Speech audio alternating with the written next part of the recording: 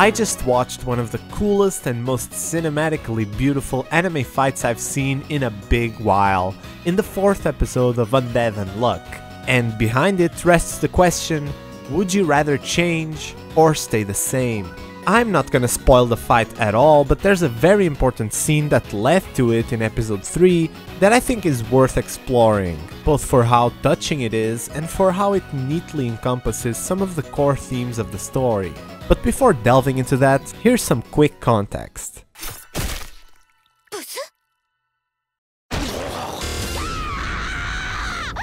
Undead Unluck is a super fun action comedy series that deals with some heavy themes, which makes for quite the compelling watch. Fuuko is a shounen who was born with terrible luck.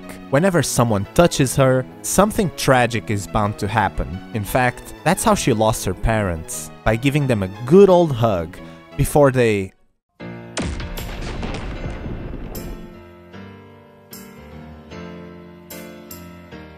She meets Andy, an undead guy who is the perfect match for her, since he is immortal and so her unluckiness isn't a burden for him in the least. It's his only hope of one day actually seeing an end to his own life. Anyways, these two adorable characters team up as they are chased by an organization that wants to take advantage of people with abilities as crazy as theirs. And so Andy's undying body and Fuuko's unluckiness make the perfect combo to deal with these types of guys that hunt them down.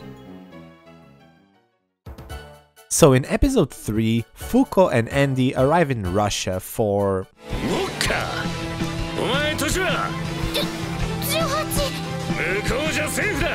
reasons. Andy leaves her at a beautiful beach in order to go meet someone, and tells her to have fun while he's gone. So she finds a girl casually painting the view of the sea on a canvas, and she invites Fuuko to paint along with her. She gladly accepts, since she dabbled in art a bit in her free time, besides reading manga, that is. Then a fascinating question arises. Which do you like more? Stuff that changes or stuff that stays the same? The girl gives the following answer.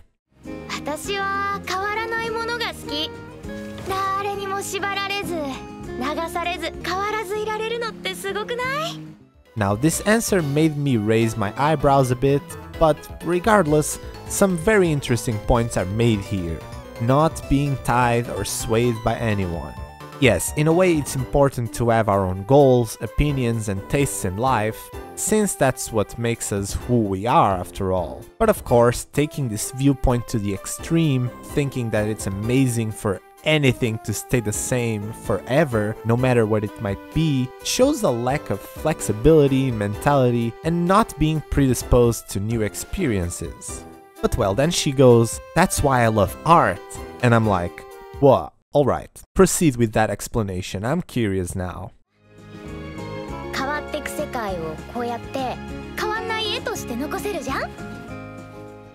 You can capture the ever-changing world as a never-changing drawing.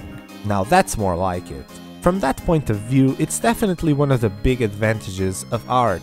To capture a single moment, a single feeling, a single state of mind at a time, whether it's by drawing, writing, singing, dancing, taking photos, whatever it might be. Of course, in that sense, I totally agree with her. It's hard that things need to change. It's the nature of our ever-changing world after all. And so channeling that into art makes one grow in a sense, because through art, we can express our feelings in very unique ways, and by doing so, we also grow and change even more as a result. Then the girl asks Fuuko what's her opinion on this. She finds it very hard to answer, understandably so, and she says she'll need to think more about it. Both proceed to paint their respective canvas as the sun goes down through the night.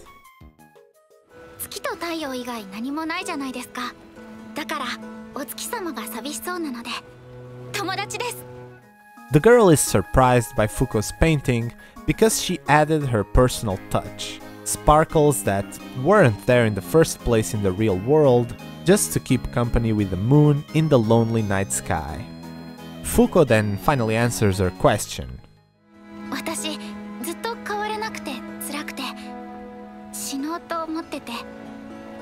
でも4日前おかしなやつに出会って変えてくれる人がいるって変わるっていいなって。 Fuuko was just a shut-in, afraid of change, afraid of the unknown and, above all, afraid of living. She is the embodiment of misfortune after all, and so in a matter of 4 days after meeting Andy, this scene is the first time she had to really think about her situation and being grateful that someone has given her the opportunity of truly living for the first time and valuing herself properly, despite the excruciating circumstances of her very existence. The state of her being by itself didn't change. In fact, she carries with her more risk now than ever, but the fact that Andy is there for her, acknowledging and giving newfound meaning to her bizarre and inconvenient powers, makes Fuuko not wish for death anymore. She appreciates the life she's been given, as full of unfairness and hardships as it may carry. Even if that means going on a bloody clash against a mysterious, creepy organization on the piggyback of an unhinged undead man that shoots his own limbs. So after Fuuko gives her opinion on all of this, the girl, despite having a very different viewpoint from Fuuko, acknowledges her heartfelt answer. And yeah, there is more to this mysterious girl, but showing that here isn't gonna add anything to the discussion. This was simply a little reflection on a small scene in one of the many seasonal anime that popped in this fall 2023 season, but I'm just so happy with the way Undead Unluck delves back and forth between comedic and heartfelt scenes in such a light-hearted way, while covering themes that have a lot of value to them and have a lot to be discussed about. These characters are huge examples of people who have been completely shunned by society, but who have to learn to live with their conditions and still find value in the things that make them unique. And that is priceless to watch for me. So what's your thoughts on Undead Unluck or this scene in particular? Are you watching it? Have you read the manga? Let me know in the comments. Thank you so much for watching, and see you next video. Stay awesome.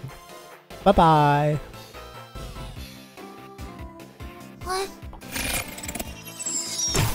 Undead Unluck. なんで逃げんだよ！